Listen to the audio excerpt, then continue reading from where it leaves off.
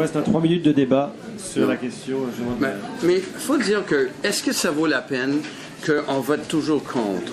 Est-ce que c'est comme on dit que le Bloc québécois est devenu une équipe des gardiens de but? Il y a trois personnes ici qui sont pour des choses. J'ai un grand respect pour l'NPD, leur plateforme. J'ai des critiques, mais j'ai un grand respect. Au moins, c'est axé sur l'économie. C'est pas vrai, M. Généreux. Les conservateurs, ils ont fait des choses que j'ai des problèmes avec M. Harper, mais au moins qu'ils parlent dans une façon positive. Et nous autres, on fait pareil. Mais le Bloc québécois, il parle contre. C'est comme j'ai dit, ça, c'est les palmarès des années 60. Et je crois que la plupart des Québécois, ils ont marre de ça. Ben moi, je pense qu'on n'est pas juste contre, on est pour aussi. On est pour l'utilisation du bois dans les constructions fédérales. Parlons-en du bois. Est-ce que Saint-Jean-Port-Joli, vous avez eu besoin d'une loi fédérale pour mettre du bois dans la nouvelle construction que j'ai annoncée, dans le projet qui a été retenu? Est-ce que vous avez eu besoin d'une loi fédérale pour mettre du bois dans ce projet-là? C'est un projet parmi tant d'autres, M. Généreux. Est-ce que vous avez eu besoin d'une loi pour faire ça? L'esprit de la loi, vous avez voté contre. Est-ce que vous avez eu besoin d'une loi pour faire ça? Vous n'avez pas mis vos culottes pour défendre votre territoire. On n'a pas besoin d'une loi pour faire ça. La question porte sur le NPD. Là. OK? Je vais prendre une minute. La question apporte sur tout le monde. Là. On est tous dans les sondages. S'il y a cette question-là, on est tous dans les sondages. Vous êtes en vedette. C'est du 36%. Non, mais profite-en pendant que ça passe. Faut pas gêner, hein? Profite-en, là. Donne-moi 2 minutes, OK? Donne-moi 2 minutes. OK? La notion de ballon là, qui est amenée. Les Québécois savent maintenant qu'on a voté pour que le Québec maintienne sa proportion de députés. C'est nous qui avons trouvé la solution, que le Québec maintienne sa proportion de députés. Entre autres, on va vous demander de voter contre ça bientôt, vous, là. Votre boss va vous demander de voter contre ça. Wow. Vous allez faire quoi? On est pour que le Québec protège son droit sur les écoles passerelles, que c'est le Québec qui décide de ça. Que ça c'est pas la Cour suprême, on s'est élevé en chambre. Pas du tout. Moi, je pense que quand on est au néo-démocrate, on est un parti qui regarde les intérêts du Canada en entier. Quand on est au Bloc québécois, on défend les intérêts des Québécois.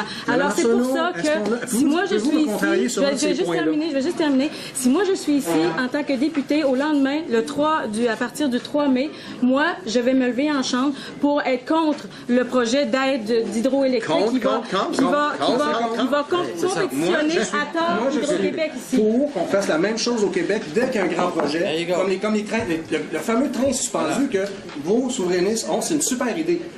Faites-la, puis nous autres, on va vous faire le même chèque qu'on a fait à Terre-Neuve pour que ça se réalise, puis qu'on soit prospère au Québec. On joue au conservateur le matin, tout le temps. Mais moi, ce que je vous dis aussi, c'est que, Mme Arsenault, vous avez dit, lors d'une entrevue radio à Rivière-du-Loup, que ça ne faisait pas la différence d'avoir un député au pouvoir ou non. Et j'ai le goût de vous demander la question. Si vous ne croyez pas que vous êtes capable de faire la différence, pourquoi vous présentez en politique? Moi, je suis en politique parce que je suis convaincu que je peux faire la différence. C'est une question? C'est une question. OK. Alors, je réponds. Ce que j'ai dit, on était dans la communication, je répondais à les questions. Quand j'ai dit ça ne fait pas la différence d'un député, évidemment, c'est l'allégeance du député. Parce que c'est ce que vous dites. Vous dites que si on vote du bon bord, on va être plus gâté parce qu'on vote conservateur. Donc, moi, ce que je dis, c'est que dans les programmes de structure, attendez, je vais terminer. Dans les programmes d'infrastructure, ce sont des subventions qui sont normées et tout le monde a accès. Et c'est pas le député qui va faire en sorte que le dynamisme de la région va arriver, c'est le dynamisme de la région. Le plan d'action économique du Canada n'était pas un programme normé pour votre information. Et le fait qu'on en ait eu autant dans la région, c'est parce que je me suis levé debout. Vous avez voté contre. Et vous avez voté contre en plus. Il y avait un travail de 15 ans. Monsieur Généreux, le problème, c'était pas le plan économique. C'était que quand on va porter un chèque à quelqu'un, il faut remercier les contribuables de collaborer à la prospérité de la communauté. Il ne faut pas dire que c'est grâce à notre parti. Les gens sont fatigués de tout ça. Les yeux bleus, les vestons bleus, les ciels bleus, les gilets bleus. C'est les contribuables qui ont... moi, je vais aller porter les chèques, mais là maintenant, 36, 28 millions. C'est ta veille d'aller porter des chèques. Je vais aller porter des chèques. Je vais aller porter des chèques et à chaque fois, je vais leur dire... les contribuables, on doit aux contribuables l'opportunité. François, dans le plan d'action économique, c'était clair, ça a toujours été clair que c'était les municipalités. C'était pas une vitrine publicitaire. Ce n'était pas une vitrine publicitaire pour les municipalités. La provinciale n'avait pas d'affaire. C'est devenu une vitrine publicitaire pour les conservateurs et ça, les gens en ont marre. Oui, je dois dire que le plan économique, c'est vrai. Tout à fait. Monsieur Lapointe a totalement raison. je dois dire que devant où je travaille avec Santé Canada, j'étais en affectation, ils ont mis 500 000 $ d'asphalte devant sur un pavé qui était tellement correct. Mais ils voulaient sortir de l'argent. Ils ont mis des pancartes, le plan économique canadien. Pour faire un investissement dans l'avenir, c'est pas de mettre l'asphalte qui est pas nécessaire, c'est de mettre de l'argent pour les étudiants, pour les hommes et les femmes d'affaires.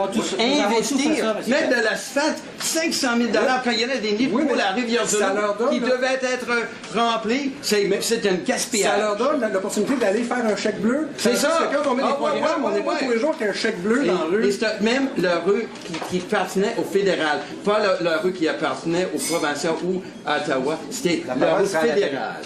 Merci. Ridicule. Moi, ce qui m'intéresse, c'est ce qui se passe ici.